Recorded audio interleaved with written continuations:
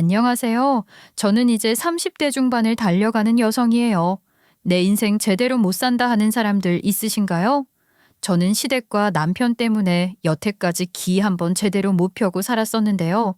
제가 살다 보니까 남편의 큰 잘못에도 왜 이러고 살아야 하나 싶더라고요. 그래서 이제는 내 인생 살아보려고 노력하는 중이거든요.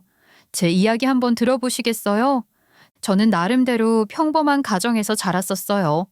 부모님은 두 분 다 맞벌이를 하셨었으며 어렸을 때부터 성실하며 또 독립심이 강할 수밖에 없는 성격이었죠. 맞벌이는 아주 어렸을 때부터 하셨기 때문에 자연스레 할 줄 아는 게 많아야 하는 상황이었거든요. 초등학교 저학년 때까지만 해도 방과 후에 학원에 갔다 부모님이 퇴근하시면 그 후에야 집에 갈 수가 있을 정도였어요. 나중에 중 고등학생이 된 이후에는 혼자 집에 있거나 아니면 내내 독서실에 있는 날이 많았었답니다. 부모님은 항상 저에게 스스로 먹고 살 만한 능력을 가져야 한다고 하셨고, 네가 네 삶을 책임질 줄 알아야 한다를 주입식으로 가르쳐 주실 정도였는데요. 그 영향인지 몰라도 저는 항상 뭐든 혼자서 잘 해내는 사람이 되고 싶다고 늘 그런 생각을 하며 살았었답니다. 특히 엄마는 여자라 해서 누군가에게 의지하며 살려 하지 말거라. 다 내 스스로 할 수 있어야 한다. 이런 말로 저를 가르치곤 하셨어요. 엄마도 역시 직장 생활을 하시며 집안일까지 같이 하시다 보니 저도 그 모습을 보며 자란 게 영향이 클 수밖에 없었죠. 중학생이 되었을 때에도 용돈을 받기보단 내 스스로 아르바이트를 하여 쓰고 싶었으며 동네 편의점 일도 마다하지 않으며 했었는데요. 무사히 대학까지 갈 수가 있었지만 그 후에도 역시 제 스스로 벌어야만 했었어요. 학자금 대출을 일단 받은 후에 생활비는 제 스스로 과외, 편의점 등 별의 별 알바를 다 해보며 살곤 했었어요. 대학을 졸업한 후에는 여러 회사를 거치며 직장 생활을 하게 되었는데요. 한 곳에서 오래 근무한 건 아니었지만 그래도 어디를 가든 저는 책임감 있게 일을 하는 편이었어요. 하지만 그러던 중에 부모님이 연이어 몸이 편찮아지시기 시작했죠. 젊으셨을 때부터 내리일을 해오셨던 두 분은 원래도 허리가 좋지 않으셨는데 아버지는 건설 현장에서 일하시다가 허리 디스크 초기 판정을 받으셨으며 어머니 역시 무릎, 허리 관절에 문제가 생긴 것 같다는 진단을 받게 되었어요. 큰 병은 아니라 했었지만 그래도 잦은 병원 신세를 져야만 했었고 자연스럽게 집안의 병원비와 생활비 부담은 제 몫이 되어버렸답니다. 얘 지연아, 너는 연애는 언제 하려고 그래? 내 입장에서 무슨 연애야. 연애는 사치다, 얘. 무슨 소리야? 이러다 네 꽃다운 나이 다 지나가겠어. 친구들은 하나둘 결혼 준비도 하는데. 됐어, 괜찮아. 나 혼자 살아도 돼. 그러지 말고 소개팅 한번 받아봐라, 응? 우리 회사 선배 중에 나랑 친하게 지내는 언니가 있는데 남자 소개 받을 사람 없냐고 난리야. 근데 딱 그때 네 생각이 나는 거 있지? 내 얼굴 봐서라도 한 번만 나가봐. 의사래. 의사? 그럼 뭐 만나라도 볼까? 저 역시 오랜 시간 알바를 하고 혼자 돈을 벌다 보니까 그렇게 돈 잘 버는 직업이 약간 신기하기도 하며 괜히 마음을 움직이기도 하더라고요. 잘 안 돼도 괜찮으니까 일단 만나나 보자 하는 생각으로 자리에 나가게 되었어요. 그리고 첫 소개팅 자리가 성사가 되었는데요. 소개를 받고 보니 이 사람 그 회사 선배 언니의 친동생인 거예요. 아, 우리 누나가 이야기 안 했어요? 자기 친동생이라고? 아, 네. 그래서 전혀 몰랐었어요. 친남매셨구나. 원래 남매들이 다 그래요. 재밌죠? 남편을 본 첫 인상은 사람이 괜찮다 하는 거였어요. 의사라 그런지 몰라도 되게 깔끔하며 단정하고 모범생 같은 스타일이었는데요. 무엇보다 말도 되게 조곤조곤하는 편이며 식사를 할 때에도 되게 매너가 좋은 거 있죠. 솔직히 처음에는 의사 남편이라는 게 부담스럽기도 했었지만 그가 계속 다정하게 다가오는 것도 좋았어요. 그러다 보니까 조금씩 마음이 열리게 되는 거 있죠. 연애하는 동안에도 얼마나 젠틀했는지 몰라요. 작은 거 하나하나까지도 모두 배려를 해주는 거예요. 피곤하겠다 싶었을 텐데도 내 퇴근 시간에 맞추어서 데리러 온다거나 부모님이 편찮으시단 소리를 하면 또 걱정을 해주기도 하는 거 있죠. 오늘은 아빠 병원 가는 날이에요. 대학병원에 가야 하다 보니까 아침 일찍부터 일어났어요. 정말요? 아, 이거 제가 과만 같으면 많이 봐드리는 건데 아쉽네요. 아니에요. 봐주신다고 하셨어도 제가 부담스러워서 피했을 거예요. 다른 사람도 아니고 지연 씨 가족인데 제가 봐드려야죠. 신경 쪽 문제 있으시면 언제든지 연락 주세요. 의사 남편이 왜 그리 좋은지 여태까지 한 번을 몰랐었는데 이제야 알 것 같은 거 있죠. 이렇게 든든하니까 그런 거구나 싶은 거예요. 다른 걸리는 부분도 많이 있었지만 그래도 의사 남편이면 믿고 살아도 되겠다 하는 생각이 들어 남편의 프로포즈를 받아주기로 했어요. 1년 넘게 연애한 끝에 저희는 결혼으로 이어질 수가 있었죠. 하지만 결혼한 후에 제 인생은 끔찍하게 변해버렸어요. 결혼하기 전에 드문드문 만난 시댁은 그냥 평범한 가정이었거든요. 저를 반겨주시고 우리 집에 와서 고맙다 이런 이야기를 해주시는 분들이었어요. 하지만 결혼식을 올리고 나니 갑자기 180도 달라진 거예요. 본격적으로 시댁이 개판이구나 하는 걸 깨닫게 되었답니다. 우선 시어머니가 얼마나 아들바라기인지 몰라요. 진짜 뭐만 하면 다 참견을 하는 거예요. 남편이 뭐 하나라도 혼자 하는 걸 못 볼 뿐더러 이 나이 먹고서도 반찬을 입에 넣어주는 걸 보고 제가 얼마나 경악을 했는지 몰라요. 제가 이상한 거 아니냐 하니까 남편이 오히려 저를 이상하게 보는 거예요. 당신 이제 40살이 다 되어 가는데 어머님이 반찬을 입에 넣어주시는 거야?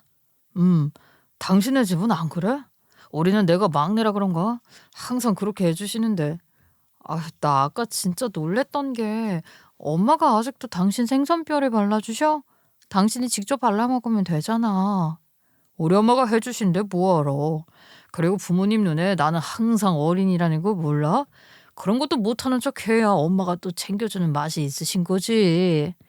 내가 보기에는 되려 이상한 것 같은데. 대체 무슨 생각을 하는 거야? 내가 보기에는 네가 더 이상해 보인다. 그냥 엄마가 나 챙겨주시는 건데. 아, 왜 그렇게 이상하게 생각해? 남편은 내내 시어머니 편만 드니까 무슨 말을 못 하겠더라고요. 오히려 제가 예민한 사람이라며 뭐라 하는 거 있죠. 문제는 이뿐만이 아니었어요. 믿었었던 친구네 회사 선배라던 그 언니는 이제 제 시누이가 되었는데요. 진짜 시도 때도 없이 돈을 빌려달라 하는 거예요. 액수도 완전 자기 마음대로였어요. 왜 이렇게 내가 지금 급하게 어디 입금을 해야 하는데 가용현금이 없어서 나 한 15만 원만 입금해 줄 수 있을까? 형님, 저번에도 빌려가셨었잖아요. 한약 사야 하는데 현금으로 하는 게 더 싸다 하시면서 27만 원 가져가신 건. 아, 내가 아직 월급날이 아니라서 못 갚는 거잖아. 그냥 좀 빨리 빌려주면 안 될까? 나 무지하게 급한데. 저도 지금 현금이 많이 없어서요. 그래? 지금 얼마 있는데? 한 10만 원 정도밖에는. 아, 그러면 그거라도 보내줘. 나머지는 내가 알아서 다른 곳에서 구하지 뭐. 10만 원 보내. 알겠지? 시누이는 완전 막무가내였어요. 돈이 없다 해도 연락하고 하루는 연락을 안 받았더니 카톡에 문자에 전화도 받을 때까지 내내 하는 거 있죠. 이럴 시간에 다른 곳에서 돈을 빌렸겠다 싶은 거예요. 이 돈을 혹시나 갚았었냐고요? 아니요. 한 푼도 저는 받은 기억이 없었어요. 저는 결혼을 한 이후에도 계속 맞벌이를 했었거든요. 그러면 적어도 집안일은 같이 해야 하는 게 맞는 거 아닌가 싶었는데요. 시댁에서는 가사일은 전부 내 몫이라고 강요를 하는 거 있죠. 하루는 다 같이 밥을 먹는 중에 그러는 거예요. 아, 요즘 자꾸 손에 습진이 생기네. 어머, 우리 아들 손이 그게 뭐야? 일하다가 그렇게 된 거야? 설거지하다 그랬어. 고무장갑 끼는 걸 자꾸 깜빡해서. 설거지? 아니, 그게 무슨 소리야? 며느라가 이게 무슨 소리니? 설거지라니? 아니, 어머님, 저희가 둘 다 돈을 벌다 보니까 집안일도 똑같이 나눠서. 똑같이? 똑같이라니? 세상 어느 바깥 양반이 집안일을 해? 이거는 절대 안 된다. 그래, 맞다. 남자가 무슨 주방일에 덜락날락거리냐? 네, 알겠습니다. 그러면 설거지는 제가 하도록 할게요. 설거지뿐이 아니야. 빨래도 청소기도 어떤 집안일이든 여자 손을 타야지 남자 손을 타서 되겠니? 그래. 그리고 병원 일이 쉬운 게 아닌데 집에서 집안일까지 하면 힘들겠구나. 이 시대에 이런 소리를 하는 게 이해가 가지 않았었지만 어쩔 수 없었어요. 남편은 조금이라도 집안일을 한 날에는 어김없이 그 주의 시댁에 가 온갖 티를 다 내더라고요. 집단에는 어리광 부리는 거라고 하는데 그럴수록 시댁에서 언성이 높아지니까 더 이상 집안일을 나눠 할 수가 없겠더라고요. 그냥 참고 제가 하기로 했죠. 그러니까 남편은 이제 집에 오면 손 하나 까딱 안 하고 침대에만 들어 누워 있는 거예요. 사실 이런 일이 있게 된 것도 이상한 게 아니었어요. 알고 보니까 남편은 여태까지 설거지 한번 제 손으로 해본 적이 없다 하는 거예요. 저도 이 이야기를 듣고 얼마나 깜짝 놀랐었는지 몰라요. 어떻게 살아오면서 설거지 한 번을 안 해보나 싶은 거 있죠. 제가 처음 알려주었을 정도라니까요. 그래서인지 가사일이 정말 서투른 편이었어요. 듣게 되면 정말 다들 깜짝 놀라실 것 같은데요. 얼마 전에도 진짜 화들짝 놀라는 사건이 있었어요. 제가 일 때문에 저녁 준비를 못할 것 같은 거 있죠. 그래서 남편한테 쌀 좀 씻어 놓고 잡곡 때문에 좀 불려놔야 하니까 물을 2표시까지 받아놓으라 했어요. 그러고 나서 소고기 묵국을 해 먹을 거니 무랑 파 좀 씻어 놓고 소고기도 꺼내서 뜯어 놓아 달라고 했죠. 진짜 제 입장에선 하나하나 다 설명을 해준 거나 다름이 없고 초등학생도 이 정도는 알아들었겠지 싶었었는데요. 집에 가보니까 진짜 가관이었던 거 있죠. 이제 왔어. 하라는 거 하는 중이야. 지금 파랑 무 씻는 중이야. 미쳤어. 지금 뭘로 씻는 거야? 왜? 씻으라며. 주방 세제로 하고 있잖아. 흙 묻어서 아주 박박 수세미까지 쓰는데 왜? 안 그래도 잘 안 닦여서 철수세미로 하고 있는데 자꾸 채소가 이렇게 뭉그러진다. 미쳐. 누가 채소를 이렇게 따뜻한 물로 씻으래. 그럼 어떻게 날이 추운데 찬물로 씻으라고? 세상에. 고기는 왜 이 모양이야? 당신이 일어났어? 무슨 걸레짝이잖아. 뜯어놓으라며. 그래서 뜯어놨더니 왜 또 그래? 내가 이걸 포장으로 뜯으라 했지 고기 자체를 뜯으라고 했겠어? 이렇게 곤죽을 만들어놔서 어떻게 먹으라는 거야? 내가 못 살아 정말. 당신 근데 설마 쌀도? 쌀도 세제로 잘 씻었어. 걱정하지 마. 물이 담긴 쌀솥을 보러 갔는데 누가 봐도 비누 거품이다 하는 거품이 물 위에 둥둥 떠다니는 거 있죠. 진짜 이때 결국 전부 다 버려버리고 배달을 시켜 먹었었다니까요. 제가 그때 알았어요. 남편이 이렇게 헤집어 놓으면 뒷일을 감당하는 게 더 힘들구나 하는 걸요. 남편이 하나라도 지 손으로 하는 날에는 단 하나도 제 손이 안 갈 수가 없는 거예요. 하나부터 10까지 다 엉망으로 만들어 놓는 지경이었어요. 차라리 제가 빠르게 후다닥 하는 게 더 나을 것 같은 거예요. 그러다 보니까 남편한테 제가 늘 하는 말은 바로 제발 가만히 있어. 아무것도 하지 마였어요. 하지만 아시죠? 그렇게 말했으면 안 된다는 걸요. 이게 오히려 독이 되어버린 거 있죠. 이게 버릇이 잘못 들어버리게 된 거예요. 안 그래도 시댁에서도 일을 못 시키게 하지. 저도 남편 집안일에 지쳐버렸지. 결국 남편은 집에서 손 하나 까딱 안 하는 사람이 되어버린 거예요. 퇴근하고 오면 저한테 오히려 큰 소리를 치는 거 있죠. 내가 병원에서도 힘든데 집까지 와서 일을 하라고? 그럼 나는 돈을 안 벌어? 나도 버는데 왜 그래? 그냥 회사 나부랭이 일이랑 병원 일이랑 같은 줄 알아? 병원이 더 힘든데. 어머, 무슨 말을 그렇게 해? 그래도 집안일은 같이 해야지. 그럼 뭐해? 우리 엄마 아빠도 하지 말라고 하시지 너도 가만히 있으라 그러지. 대체 어느 장단에 맞추라는 거야? 결국은 저보고 다 하라 이야기를 하는 거예요. 자기 손 하나 까딱 안 하고 가만히 있겠다 이야기를 하면서 말이에요. 그렇게 말하는데 저게 진짜 왼수인지 남편인지 모르겠는 거 있죠. 일을 쉬는 날에는 뭘 하냐고요? 내내 방 안에 처박혀서 손 하나 까딱 안 하고 게임만 한답니다.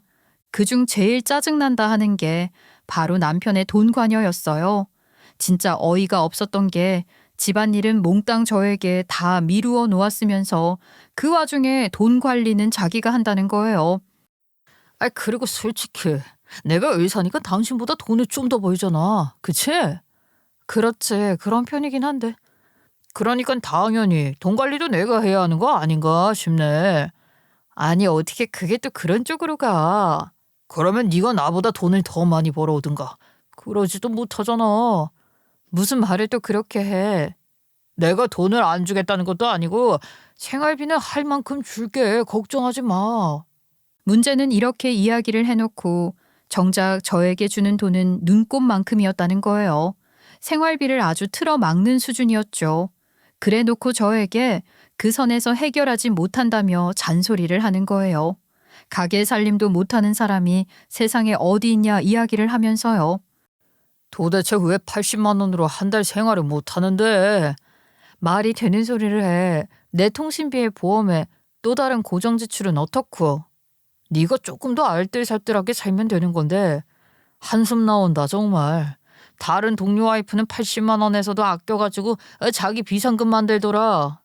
이러는 와중에도 시댁은 가관이었던 거 있죠. 시누이는 그런 남편에게 자꾸만 돈을 빌려달라고 하는 거예요. 저한테 빌리던 거는 우습다는 수준으로 큰 금액을 요구하기 시작했어요. 급하다 말만 하고 정작 어디에 어떤 식으로 사용할 건지는 말도 제대로 안 해주는 거 있죠. 게다가 시어머니는 저보고 더 이상 아낄 것도 없구만 아껴 쓰라고 자꾸 뭐라 잔소리를 하시는 거예요. 예, 허튼데 돈 쓰지 말고 어떻게 하면 이거보다 더 적은 생활비로 생활할지 그런 거부터 따져봐라. 어머님, 지금도 아껴 쓰고 있어요. 지금보다 더 어떻게 아끼겠어요. 너는 TV도 안 보니? 거기 보니까 아껴 사는 여자는 자기가 세수했던 물도 바가지에 담아서 변기에 넣어놓더라. 그 정도는 해야지. 변기에 벽돌은 넣었지?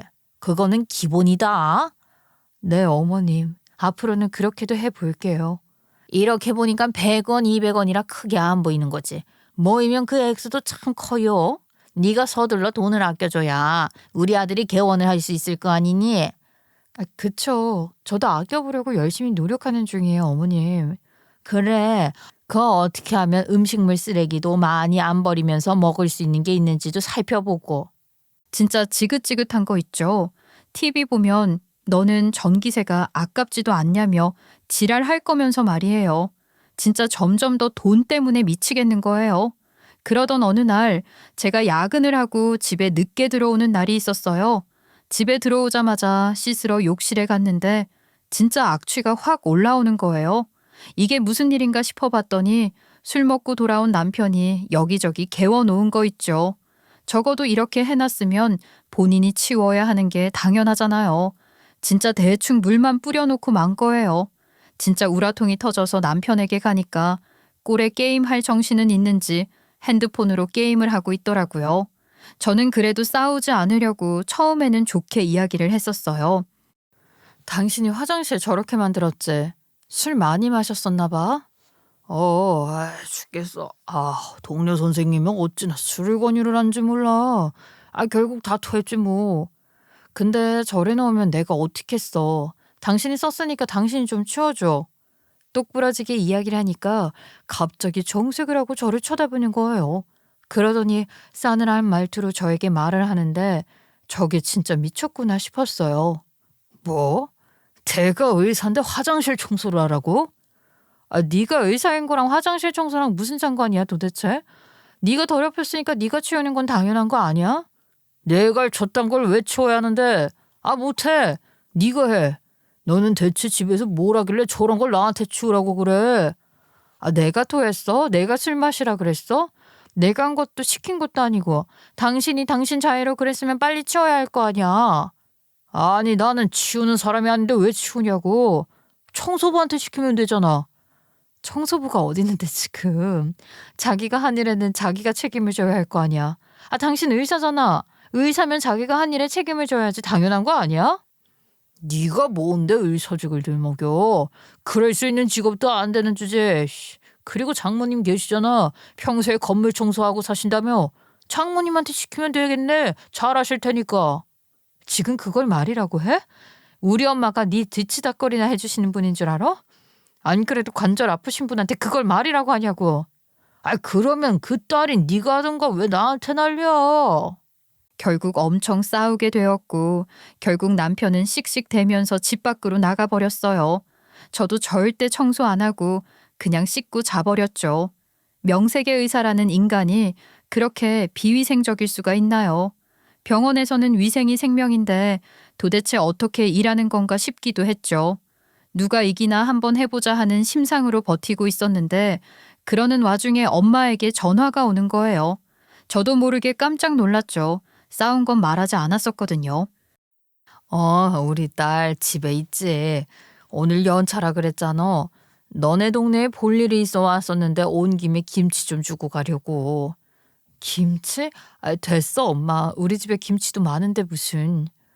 그런 김에 네 얼굴도 좀 보고 잘 지내나 좀 보려고 하지. 아이고, 얘 나 바빠. 집 앞이니까 얼른 문 열어.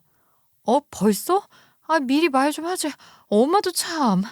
엄마가 올 줄 알았다면 화장실 청소를 해놓는 건데 아차 싶었어요. 하지만 이미 진작 엄마는 앞에 와 계시니 어찌할 수 있나요? 일단 열어드려야죠. 그랬는데 들어오시자마자 저희 집을 보시더니 아주 깜짝 놀라시는 거 있죠. 안 그래도 남편이 없으니까 내가 왜 치우고 살아야 해? 지도 치워야지 하는 마음으로 남편이 어질러 놓았던 거 다 그대로 내버려 두었거든요. 거기에 화장실에서 올라오는 악취까지 있으니까 엄마가 아주 입을 떡 벌리고 경악을 하셨어요. 네가 좀 미쳤구나. 엄마가 이러고 살지 말랬지. 이게 다 부모 욕먹이는 거야. 아니, 그런 거 아니야. 엄마 싸워서 그런 거야. 싸워서. 누가 이기나 해보자 싶었지. 그러면 더 이래선 안 되는 거 아니니? 의사 사위가 일하는 게 얼마나 힘들겠어. 너도 좀 이해해가며 대화를 했어야지. 아, 내가 맨날 다 해줬단 말이야. 엄마는 아무것도 모르면서. 차마 엄마한테 걔가 우리 엄마를 그딴 식으로 말했다는 걸 이야기할 수가 없겠는 거예요. 우리 엄마가 상처받을까 하는 걱정이 더 컸었거든요. 결국 엄마는 부모 욕먹이지 말라 이야기하시면서 다 치워주고 가셨어요. 화장실까지 아주 말끔하게 치워주셨는데요. 저는 그냥 두라고 내가 치우겠다고 그렇게 말씀을 드렸는데도 엄마 마음은 또 그런 게 아닌가 봐요. 결국 또 고생을 우리 엄마 혼자 다 하시게 되었어요. 바로 그날 저녁 남편은 아무렇지도 않게 기어 들어오는 거 있죠. 남편을 보며 대답도 안 하고 있었는데 깨끗해진 집안을 이리저리 둘러보더니 저한테 냉큼 그러는 거예요. 장모님 왔다 가셨어? 덕분에 싹 다 치워놓고 가셨어. 거 봐라. 장모님이 청소의 신인데 얼마나 깨끗하게 치워주셨냐. 우리 엄마가 무슨 청소부야? 우리 집 와서 청소나 해주고 가시게? 아, 또 예민하게 군다. 그냥 장모님이 잘하시는 거 해주신 건데 도대체 왜 그래? 그렇게 장모님이 하시는 게 싫었으면 네가 좀 치우지 그랬어. 아, 너도 나처럼 아무것도 안 해놓고 왜 나한테만 뭐라고 그래? 말하기 전에 너부터 좀 돌아봐라. 내가 더럽힌 것도 아니고 도대체 내가 왜 치워? 그리고 우리 엄마가 왜 치우고? 그거야. 여기는 우리가 사는 집이니까 그렇지. 아, 너도 여기 살잖아. 그리고 너 평소에 장모님이 다른 곳 청소해 주시는 건 엄마 고마워 막 이러잖아. 근데 왜 내가 더럽힌 건 장모님이 치워주시면 안 되냐? 너 그거 되게 위선이다. 저는 남편이 하는 행동이 너무 얄미운 거예요. 그러니 반드시 똑같이 갚아줄 거다 다짐을 하게 되었어요. 그러다 우연히 시댁에 갈 일이 생겼어요. 처음에는 시어머니가 저에게 줄 게 있다며 가져가라 하시는 거예요. 원래도 종종 반찬이나 선물 세트가 들어오시면 주는 일이 있어서 그거 주시려나 싶어 방문했는데 그게 아니었던 거죠. 그날 남편이랑 싸웠던 날 나갔다가 그 다음날 들어왔다 했잖아요. 어디 갔었나 했었는데 예상은 했었지만 역시나 시댁에 가 있었더라고요. 가서 제가 어떤 식으로 질을 대했는지 하나부터 열까지 싹 다 이야기했다 하는데요. 원래 말이라는 게 어다르고 아다른 법이잖아요. 근데 그걸 냉큼 가서 시어머니에게 몽땅 다 제 잘못이냥 이야기를 한 거였어요. 그러니까 당연히 시어머니는 뿔이 날 수밖에 없으셨고 그냥 불러서야 안 올 수도 있으니 그냥 줄 게 있다며 부르신 거였어요. 한껏 화가 난 표정으로 팔짱을 낀 채 저를 쳐다보시면서 잔소리를 시작하셨어요. 아유, 내가 알긴 했었지만 네가 아직 며느리로서 할 줄 아는 게 하나 없는 것 같다. 그 집에서 도대체 뭘 배운 건지 그 시간에 남편을 내쫓으면 되겠니? 어머님, 제가 내쫓은 게 아니라요. 저희도 저희만의 사정이 있었어요. 사정? 그 사정이 도대체 뭐길래 한밤중에 남편을 내쫓냐? 어? 나는 아무리 생각해도 이해가 가질 않는다. 이가 먼저 화장실을 더럽게 써서 제가 청소하라고 한 것뿐이에요, 어머님. 애가 술 먹고 와서 머리가 아파 죽겠는데 네가 기어코 이렇게 일을 시켰다며. 너는 남편을 위해 그런 거 하나 못 해주니? 어? 어머님, 그런 상황이 아니라 그 와중에도 따박따박 말 대꾸 하는 거 봐라. 거기에 내 하는 법이 없니 너는? 사도는 너를 어떻게 가르치고 시집을 보낸 건지 참. 제 얘기는 안 들어주시니까. 안 그래도 네가 이렇게 뭣도 모르니까 내가 가르쳐 주려고 한다. 오늘 내가 너한테 줄 건 어디 가서도 못 배울 집안일들이니까 오늘 우리 집 일 좀 거들면서 너도 한 수 배워가라. 그게 나중에 다 네 피와 살이 되는 거야. 알겠니? 너무나도 뻔뻔하게 구는 시어머니와 남편을 보니까 저도 모르게 우라통이 터지는 거예요. 아무리 그래도 서로 일인데 각자 집안 어른이 개입하는 게 말이 되나요? 저도 화가 안 날 수가 없었어요. 시어머니는 제 이야기는 아예 들어보시려고도 안 하는 거예요. 아무리 평소에도 남편을 예뻐한다 하지만 저를 지금 며느리로 보는 건지 하녀로 보는 건지 하나도 모르겠는 거 있죠. 저는 너무 성질이 날 수밖에 없었고 이걸 어떻게 표출할 방법이 없었어요. 그러다 문득 생각이 났죠. 내가 남편에게 복수하려 했었다는 걸요. 네, 어머님. 그럼 곁에서 한 수 배울게요. 그래, 그거 잘 생각했다. 드디어 네가 말을 듣는구나. 네, 어머님. 근데 저 일단 화장실 좀 다녀올게요. 제가 생각한 복수는 바로 일부러 시댁 화장실을 최대한 더럽게 쓰는 거였어요. 병이 물도 안 내리는 건 기본이며 세면대는 물을 잔뜩 튀겨 놓기도 했고요. 또 더럽힐 게 없을까 하다가 치약도 여기저기 짜놓았고 로션이고 샴푸도 다 짜놨어요. 게다가 휴지도 다 삐뚤삐뚤 찢어서 싹 다 여기저기 뿌려 놔버렸답니다. 제가 이렇게 한 후에 화장실 밖으로 나오니까 남편이 화장실 차례를 기다리고 있더라고요. 들어간 지 10초도 안 돼서 뛰쳐나와 저한테 막 뭐라 하는 거 있죠. 야, 너 이거 뭐야? 변기 좀 치고 가야지. 나? 지금 나한테 하는 말이야? 아, 내가 왜 그걸 치워? 아, 왜 이렇게 더럽게 써 짜증나게. 네가 어설펐으면 네가 치워야 하는 게 당연한 거 아니야? 그게 무슨 소리야? 넌 안 그래도 된다며. 어머님 집인데 어머님이 치우셔야지. 어머님도 깔끔하시잖아. 야, 우리 엄마가 네 뒤치다꺼리를 왜 해야 하냐? 네가 한 건 네가 좀 치워야지. 이 이야기도 내가 너한테 똑같이 한 이야기 같은데? 아니, 아니면 효자인 당신이 좀 치우든가. 그러면 되겠네. 아, 아니다. 집에서도 안 하는 거 시댁에서는 더 안 하겠구나? 뻔하지 뭐.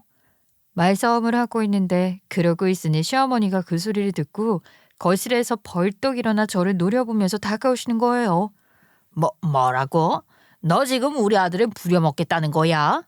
아니요, 저는 남편이 했던 말 그대로 똑같이 해주는 중인데요. 아니, 어떻게 얘가 너랑 같아? 너 같은 거지 같은 년이 우리 아들을 종부리듯이 해?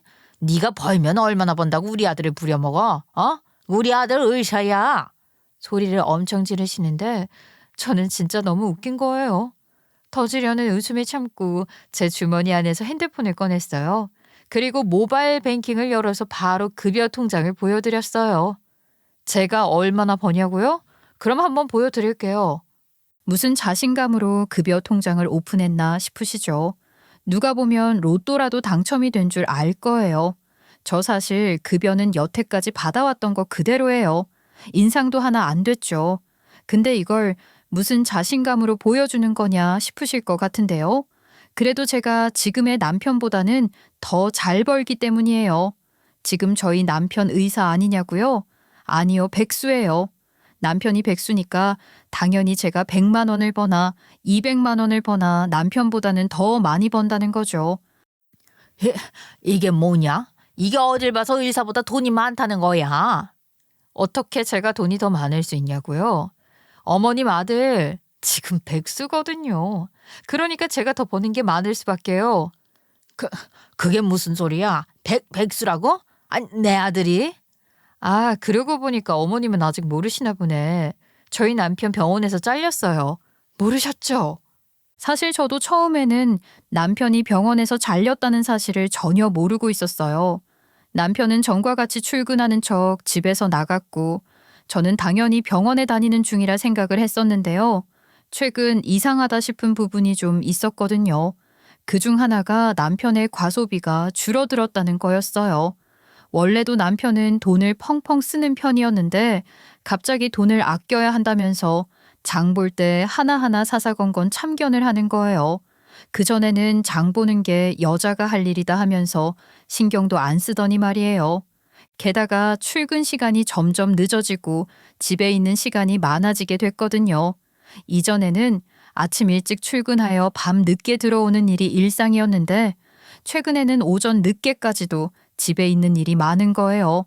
오늘은 근무를 늦게 시작한다는 둥, 당직이라는 둥 하더니 기어코 퇴근은 칼퇴를 해서 오더라고요. 처음에는 그러려니 했었는데 이런 일이 잦아지게 되니까 무언가 이상한데 하는 촉이 세워진 것 같아요. 그러다 결정적인 게 터지게 되었죠. 마트에서 장을 보고 있는데 익숙한 얼굴이 보이는 거예요. 보니까 남편 병원에서 일하는 간호사 중 한 명이었어요. 저번에 집들이 때 본 적이 있어서 인사를 드리러 갔었는데 저를 보자마자 되게 당황해 하시는 거 있죠. 어머, 안녕하세요. 잘 지내시죠? 어머, 네, 그럼요. 너무너무 잘 지내고 있죠. 남편분은 어디 되셨어요? 새 직업은 찾으셨어요? 네? 새 직업이라뇨? 그게 무슨 소리예요? 오늘 아침에도 출근한다면서 나갔는데요. 어머나, 못 들으셨구나. 그게, 아, 일단 아셔야 하니까. 김 선생님 한 달 전에 잘리셨어요. 네? 한 달 전에요? 그게 무슨, 아니, 저는 전혀 몰랐어요. 잘렸다고요? 그이는 전혀 아무 말도 안 하던데. 세상에, 왜 잘렸어요? 왜, 뭐, 정리해고예요? 저는 사실 이때까지만 해도 남편네 병원 사정이 좋지 않은가 보다. 내가 걱정할까 봐 이 사람이 말을 안 했나 보다. 그렇게 생각을 했었거든요. 근데 그게 아니었어요. 제가 남편을 좋게 봐도 한참을 좋게 본 거죠. 현실은 말도 안 되는 한량이었는데 말이에요. 동료 간호사분도 되게 난처한 표정을 지으며 말해 주셨는데요. 어찌나 제가 얼굴이 화끈거렸는지 몰라요. 그게 병원 돈으로 게임하시다가 걸려서 잘리셨어요. 뭐, 뭐라고요? 자세히 좀 말해줘요. 그러니까 그 동료 간호사분 말에 따르면 남편은 이전부터 병원 직원들 사이에서 게임 중독으로 유명했었다 하는데요. 쉬는 시간만 되면 내내 스마트폰을 붙잡아 게임을 했으며 당직 시간에도 내내 PC방에 가서 게임을 하다가 동료들에게 들키는 일이 허다했다 하는 거예요. 하지만 여기서 더 큰 문제가 있었어요. 남편이 안 그래도 게임에 빠져 있었는데 기어코 병원 공금으로 게임 아이템을 결제했다는 거예요. 그게 걸려버리게 되었죠. 병원 회계팀에서는 수상한 지출 내역을 발견하게 되었으며 CCTV 확인까지 하면서 철저하게 조사를 나서게 되었다 하는데요. 그 결과 남편이 게임으로 지출을 했다는 게 발각이 되어버리고 말았대요. 결국 남편은 의사로서 자질이 부족하다는 이유로 병원에서 퇴출을 당했던 거라 해요. 저는 이 이야기를 듣고 경악할 수밖에 없었죠. 그럼 그동안 여태까지 출근했다고 말했던 건 싹 다 거짓말이라는 거죠? 아마 그러지 않을까요? 그럴 거예요. 저도 솔직하게 말씀을 드려야 하나 고민이 됐었는데 내내 모르시는 건 또 사모님 입장에서도 곤란하실 테니까요. 암튼 수고하세요. 동료 간호사분은 저에게 모든 걸 토로하고 도망가듯 가버리셨어요. 저는 그 자리에서 한참을 움직일 수가 없었죠. 그러고 집에 와서도 멘붕이었어요. 남편이 뭐라 하는지도 귀에 안 들어오는 거 있죠. 사실 확인을 해야만 했는데 솔직히 너무 무서웠었어요. 그러던 와중에 샤워를 하러 들어간 남편이 핸드폰을 식탁에 두고 갔더라고요. 거기서 띠링하고 알림음이 울렸죠. 뭐지 하고 보니까 거기에는 은행 문자가 하나 와 있는 거예요. 고객님, 지난달 카드 대금이 미납되었습니다. 미납 금액 450만 원. 카드 대금이 미납이 되었다는 소식에 이대로는 안 되겠다 싶었죠.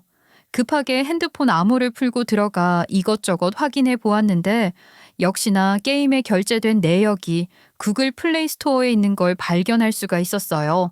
뭔 돈을 그렇게 많이 쓰는지 단위가 기본 몇십만 원 단위인 거예요. 근데 더 가관은 그때 남편 핸드폰에 온 카톡이었어요.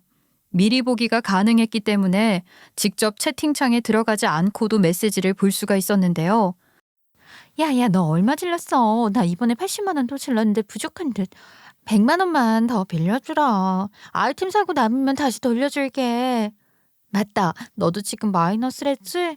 아, 우리 이제 돈 어디서 받아야 하냐? 엄마한테 물어볼까? 나 지금 급한데 돈 필요한 곳 있다 하면서? 이걸 보고 딱 알았어요. 지금 이 둘이 게임에 중독이 되어가지고 여태까지 벌어놓고 모아놨던 거 싹 다 게임에 썼구나 하는 걸요. 현질이라고들 하죠. 현실에서 실제 돈을 써서 게임 아이템을 사고 결제를 하면서 싹 다 날려먹은 거죠. 안 봐도 비디오더라고요. 이 문제를 어떻게 해야 하나 생각을 했었어요. 저도 처음에는 함구해주자 생각했었어요. 의사라는 직업이 박탈당하게 되었을 때 자존감이 얼마나 떨어지게 될 것이며 또 그 때문에 게임에 의존하게 되었을 수도 있으니까 조금이라도 갱생의 여지가 있겠지 싶었거든요. 근데 더 이상은 안 되겠더라고요. 더 이상 참을 수가 없었어요. 제가 안사실에 대해 모든 걸 이야기해드리니 남편도 큰일 났다 하는 표정이 되었지만 역시 더 심각했던 건 바로 시어머니셨어요. 얼굴이 점점 하얗게 변하시더니 그게 무슨 말이냐 하면서 노발대발 난리가 나셨죠. 시어머니 입장에서는 당연히 이 상황이 납득이 안 가셨을 거예요. 귀한 의사 아들이 알고 보니까 게임 중독 백수였으니 말이에요. 아이, 그게 무슨 말이야? 우리 아들이 번 돈은 다 어디 갔어? 엄마, 그게 말이야. 시어머니는 그 자리에서 반박하지도 않고 고개도 못 드는 남편을 보며 뒷목을 잡으셨어요. 이게 무슨 일이냐 하시면서 펄쩍 뛰셨죠. 남편은 내리 머뭇거리고 있었는데 시어머니는 그 자리에서 냉큼 바로 시누이에게 전화를 걸었어요. 그리고 바로 집으로 튀어오라고 소리소리를 지르며 통화를 하셨죠. 이날 일요일이었는데 얼마나 청천벽력이었을 거예요. 잘 쉬던 주말이었는데 말이죠. 그리고 얼마 지나지 않아 시누이가 헐레벌떡 집 안으로 뛰어 들어오더군요. 시어머니가 냅다 소리를 질렀으니 아마 놀랐던 거겠죠. 집안 상황을 살피더니 굉장히 당황해 하셨는데요. 이게 무슨 상황이냐 눈치를 같이 보는 거 있죠. 저와 시어머니는 잔뜩 화가 난 얼굴이지 남편은 찍소리도 못하고 고개 숙이고 있으니 시누이도 얼핏 눈치를 채더라고요. 우리가 이러고 있을 만한 이유는 단 하나밖에 없으니까 말이에요. 너네 이게 무슨 일이야? 게임이 어쩌고 저쩌고 현질이 어쩌고 어째? 빨리 바른 대로 말 안 해? 아, 이제 어차피 다 밝혀졌어. 솔직하게 그냥 말해. 아, 진짜. 아, 어차피 다 알게 됐으니까 그냥 말할게 그럼. 남편은 아무 말도 안 하고 고개만 푹 숙이고 있었는데 그 대신 시누이가 먼저 터지게 되었어요. 그리고 다짜고짜 남편에게 소리를 지르는 거예요. 나는 적당히 쓰려고 했었는데 얘가 부추겼어. 아, 진짜야. 나는 게임 별로 좋아하지도 않아. 아, 뭐? 거짓말 좀 적당히 해. 아, 이 게임 알려준 거 누나잖아. 남매 간에 참 우애도 좋다 싶었죠. 이둘은 진짜 너나 할 거 없이 폭로를 하기 시작했어요.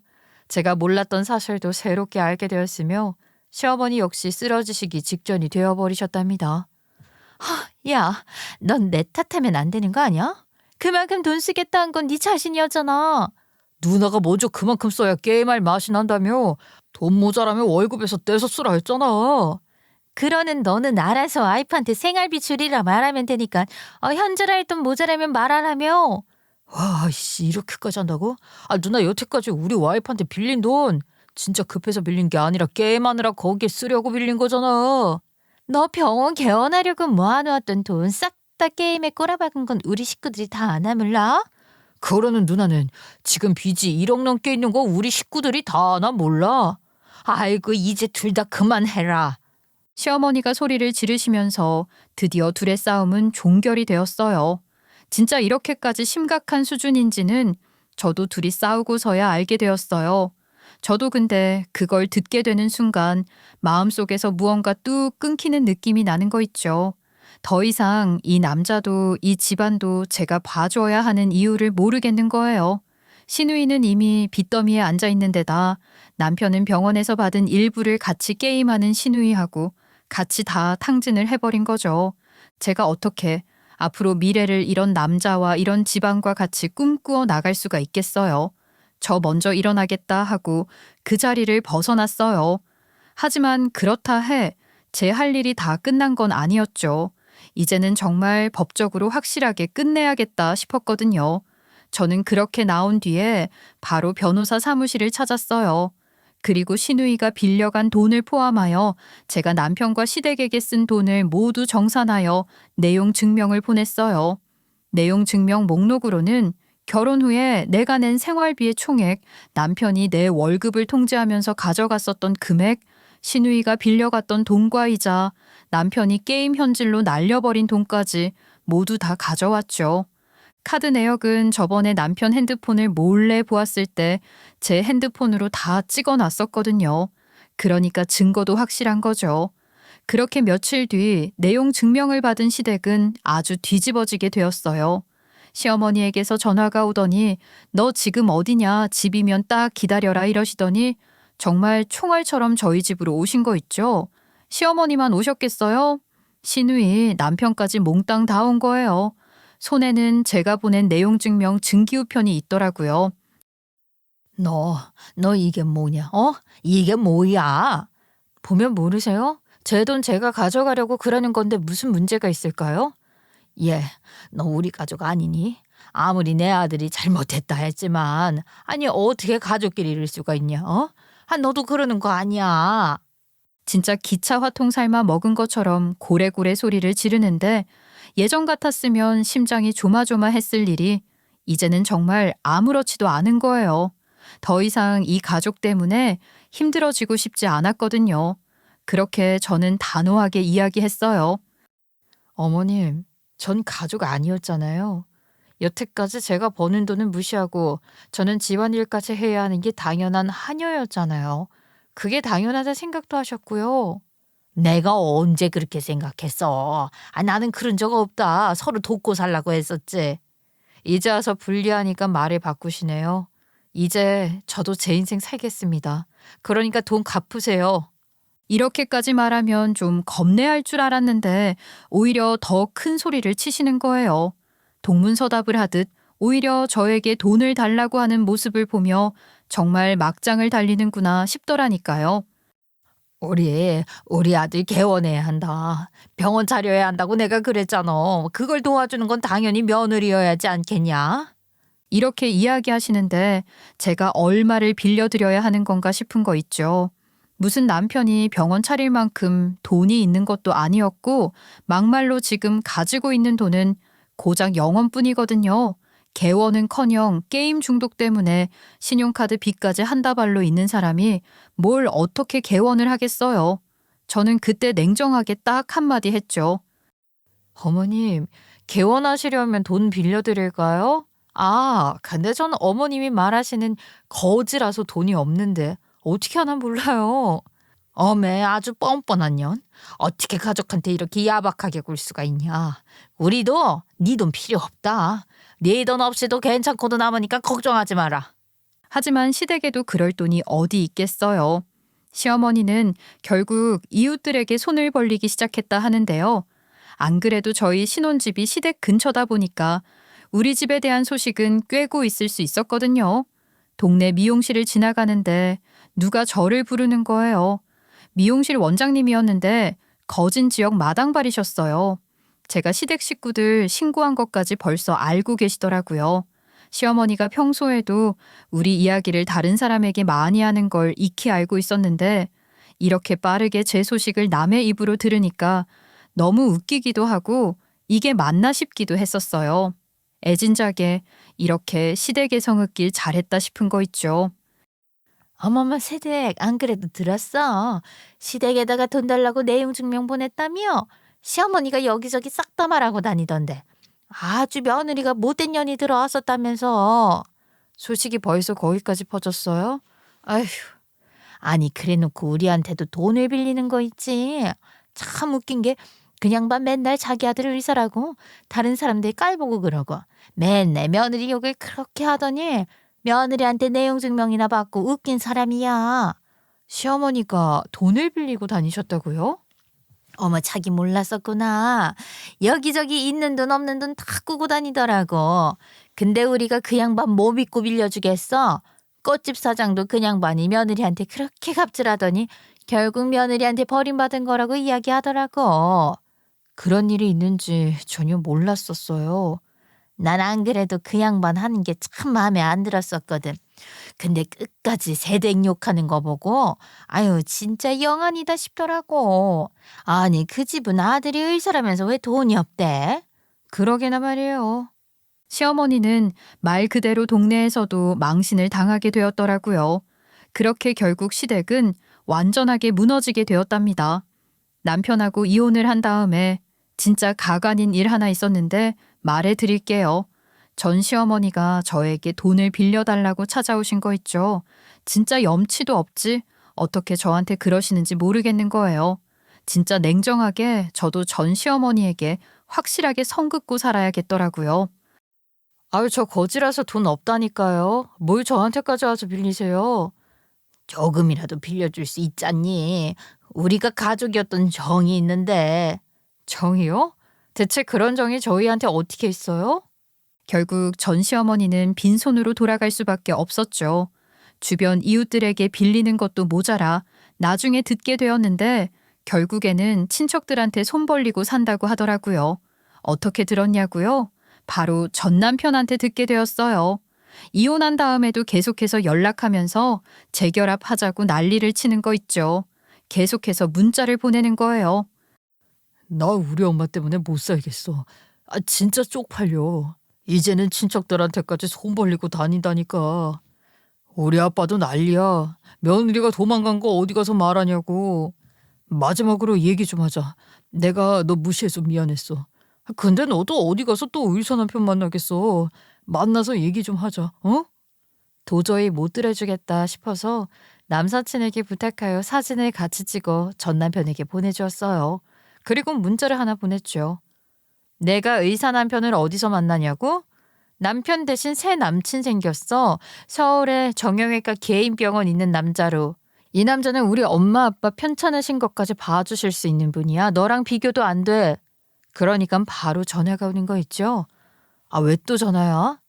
네가 어떻게 나한테 그럴 수가 있어? 아, 어떻게 새 남친을 사귀냐고. 아, 그거야 우리 이혼했는데 내가 그러지 못할 이유가 뭐가 있겠어?